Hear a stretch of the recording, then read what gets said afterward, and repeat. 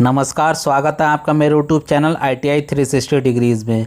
आज के इस वीडियो में मैं आपको यूपी ITI एडमिशन 2020 की कंप्लीट प्रोसेस समझाने वाला हूं। इस वीडियो को आप पूरा देखिए। देखने के बाद आपके लगभग जितने डाउट्स हैं वो सारे दूर हो जाएंगे।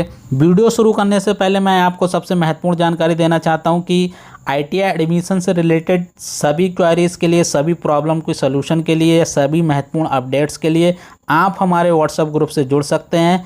व्हाट्सएप ग्रुप का लिंक आपको डिस्क्रिप्शन बॉक्स में मिल जाएगा। आपको कैसे उस व्हाट्सएप ग्रुप को जुड़ना है, आप इस एरो पे क्लिक करिए, नीचे जाएंगे तो वहाँ पर लिखा मिल जाएगा कि यूपी ITI एडमिशन 2020 से संबंधित सभी जानकारियों के लिए व्हाट्सएप ग्रुप का लिंक।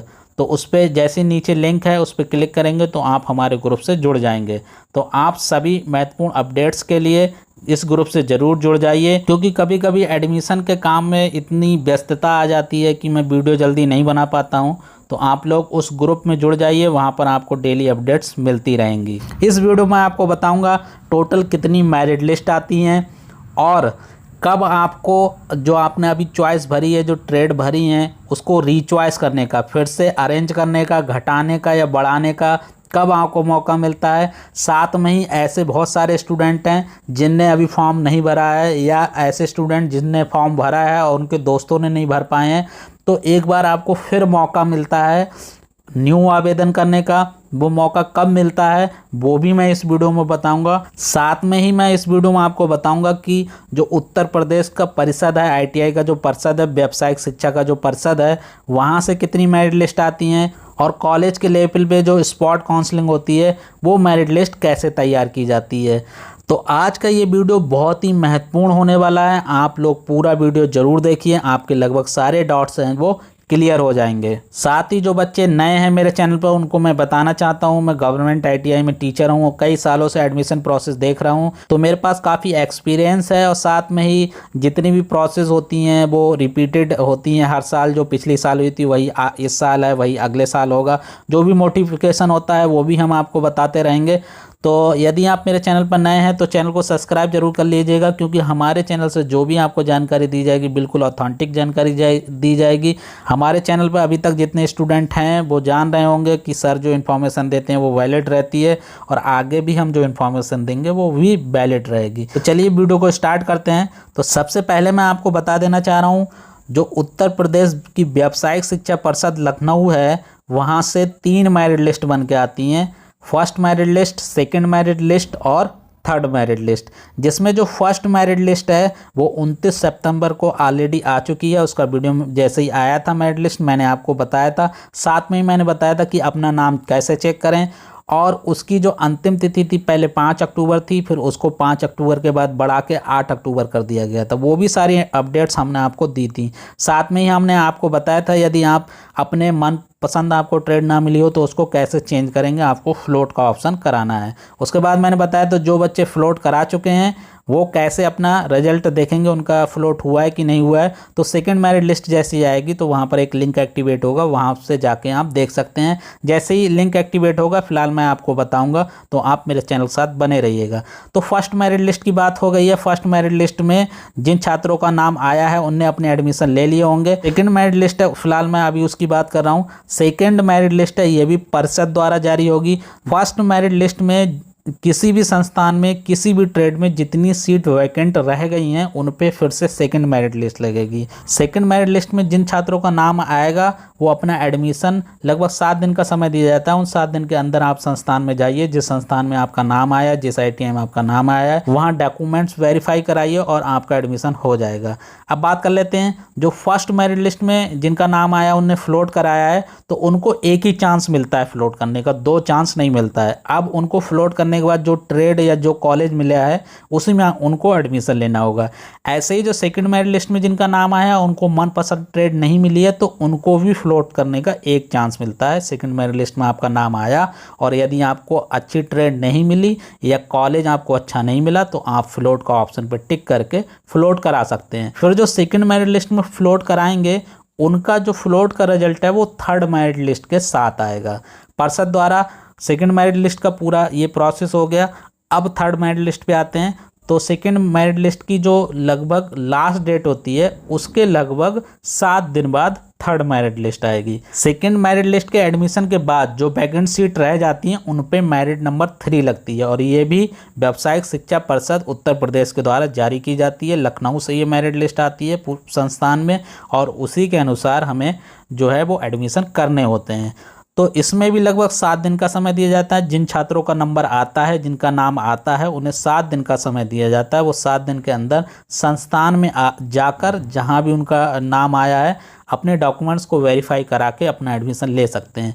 थर्ड मेरिट लिस्ट में जिन छात्रों का नाम आता है उनको फ्लोट करने का, यानी कि ट्रेड चेंज करने का या कॉलेज चेंज करने का ऑप्शन नहीं आता है। जो फ्लोट का ऑप्शन होता है वो फर्स्ट मेरिट लिस्ट और सेकंड मेरिट लिस्ट में ही फ्लोट का ऑप्शन रहता है। थर्ड मेरिट लिस्ट में जिनका नाम आता है उनको फ्लोट का ऑप्शन नहीं दिया जाता है। ये बात आप लोग क्लियर अपने दिमाग में रख लीजिए, याद रख लीजिए कि जो थर्ड मेरिट लिस्ट आएगी उसमें जिन छात्रों का नाम आएगा उसमें फ्लोट का ऑप्शन नहीं रहता है अभी तक जितने भी साल एडमिशन हुआ है तब तक। इस साल क्या होगा मैं आपको अपडेट कर दूंगा। फिलहाल लगभग वही रिपीटेड इन्फॉर्मेशन रहेगी जो पिछले साल तक रही थी, यही उम्मीद है। अब मैं आपको एक बार फिर से शॉर्ट में बता दे रहा हूँ। परिषद व्यावसायिक शिक्षा परिषद उत्तर प्रदेश द्वारा 3 मेरिट लिस्ट जारी होती है, फर्स्ट मेरिट लिस्ट, सेकेंड और थर्ड। फर्स्ट मेरिट लिस्ट जो है वो 29 सितंबर को आ गई थी और 8 अक्टूबर तक उसकी लास्ट डेट थी, और उसमें बच्चे जो फ्लोट कराए हैं उनका रिजल्ट सेकंड मेरिट लिस्ट के साथ आएगा। सेकंड मेरिट लिस्ट लगभग 15 से 18 अक्टूबर के बीच में आज आने की संभावना है। तो जैसे ही आएगी हम आपको अपडेट करेंगे। उनमें जिन छात्रों का नंबर आएगा उनको भी लगभग 7 दिन का समय दिया जाएगा। वो 7 दिन में अपना एडमिशन करा सकते हैं और उनको भी फ्लोट करने का ऑप्शन आएगा। फिर थर्ड मेरिट लिस्ट में जिनका नाम आएगा उनको फ्लोट करने का ऑप्शन नहीं आएगा, और थर्ड मेरिट लिस्ट भी जो सेकंड मेरिट लिस्ट की लास्ट डेट है उसके 7 दिन बाद आएगी। अब बात कर लेते हैं कि थर्ड मेरिट लिस्ट के बाद भी किसी संस्थान में किसी भी ट्रेड में कोई भी सीट वैकेंट रह जाती है तो फिर वहाँ पर कॉलेज के लेवल से फोर्थ मेरिट लिस्ट तैयार की जाती है, और फोर्थ मेरिट लिस्ट जो होती है वो कॉलेज वाले ही तैयार करते हैं अपने नोडल या अपने जो अधिकारी है या प्रधानाचार्य है उसके द्वारा ये तैयार की जाती है। और यहाँ पर आपको एडमिशन लेने का जो भी वैकेंट सीट है उन पे एडमिशन लेने का चांस दिया जाता है। अब जो सबसे इम्पॉर्टेंट चीज़ है वो ये है कि जो सेकंड मेरिट लिस्ट है उसके बाद एक ऑप्शन खुलता है कि ट्रेड को रीचॉइस करने का। मतलब ट्रेड अगर आपकी कम है, मान लो किसी ने 2 ही ट्रेड भरी है, तो आप 2 से ज़्यादा ट्रेड भरने का जो ऑप्शन होता है वो सेकंड मेरिट लिस्ट के बाद एक बार पोर्टल खुलता है। वहाँ पर अपने फॉर्म में आप करेक्शन करके ट्रेड को घटा सकते हैं, बढ़ा सकते हैं, या फिर किसी संस्थान में जिसमें आप एडमिशन लेना चाह रहे हैं उसकी जो वैकेंट सीट हैं वो भी आपको दिख जाएंगी, किस किस ट्रेड में सीट बची हैं, उसी के अनुसार आप अपने जो ट्रेड है उसको रिचॉइस कर सकते हैं।